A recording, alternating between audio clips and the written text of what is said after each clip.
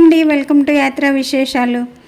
9 నెలల తర్వాత సునీత విలియమ్స్ సంతోషంగా కేరింతలు కొడుతూ భూమిపైకి అడుగుపెట్టారు. కానీ భూమి మీదకి వచ్చేసరికి పరిస్థితి పూర్తిగా విరుద్ధంగా మారిపోయిందండి.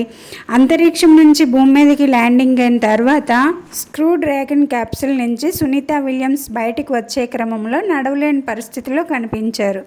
సుదీర్ఘకాలం పాటు అంతరిక్షంలో ఉన్నందువలన ఆమె శరీరం సునీత విలియమ్స్ నేలపై నడవలేనట్లు స్పష్టంగా తెలుస్తుంది. దీంతో ఆమెను రికవరీ సిబ్బంది వీల్ చైర్ మీద కూర్చోబెట్టి తీసుకుని వెళ్లారు. అంతరిక్షంలోకి వెళ్లిన సునీత విలియమ్స్తో పాటు ఇంకో ముగ్గురిని కూడా సాధారణ వైద్య పరీక్షలకు స్ట్రెక్చర్లపై తరలించారు. ఇన్నాళ్ళు భూమి గురుత్వాకర్షణ శక్తి లేని చోటు ఉన్న ఈ నలుగురు తిరిగి గురుత్వాకర్షణ శక్తి సర్దుబాటు అయ్యేలా నిపుణుల తోడ్పాటు అందిస్తారు. 8 రోజుల కోసం గత ఏడాది జూన్ 5న అంతర్జాతీయ అంతరిక్ష కేంద్రానికి వెళ్లిన సునీత విలియమ్స్ ఇంకా విల్మోర్ వీళ్ళిద్దరూ ఏకంగా 286 రోజులు అక్కడే గడపవలసి వచ్చింది. వీళ్ళు భూమి చుట్టూ 4576 సార్లు తిరిగారట. అంటే అంతరిక్షంలో 19,52,00,000 కిలోమీటర్ల దూరం ప్రయాణించారట.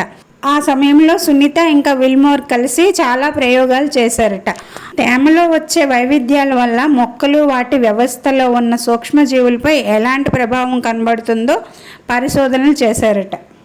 సునీత బుచ్ ఇద్దరూ కలిసి అంతరిక్షంలో 900 పరిశోధనలు చేశారని 150 ప్రయోగాలు చేశారని నాసా స్పేస్ ఆపరేషన్కి చెందిన అడ్మినిస్ట్రేటివ్ జోయల్ వెల్లడించారు. క్యాన్సర్లకు పరిష్కారాలు చూపే మార్గాలపై కూడా పరిశోధనలు చేశారటండి. గత యాత్రలతో కలిపి మొత్తం మీద 9 సార్లు స్పేస్ వాక్ నిర్వహించిన సునీత విలియమ్స్ మొత్తంగా 62 గంటల 6 నిమిషాల పాటు ఈ పరిశోధనలో నిమగ్నమై సుదీర్ఘ సమయం స్పేస్ వాక్లో పాల్గొన్న మహిళగా రికార్డు సృష్టించారు సునీత విలియమ్స్. ఓకే అండి, నా ఇన్ఫర్మేషన్ ఎలా అనిపించిందో కామెంట్ చేసి చెప్పండి. నచ్చితే లైక్ చేసి షేర్ చేయండి, సబ్స్క్రైబ్ చేసుకోవడం మర్చిపోకండి. ఇంకో మంచి వీడియోతో మళ్ళీ కలుద్దాం. అంతవరకు సెలవండి, బాయ్.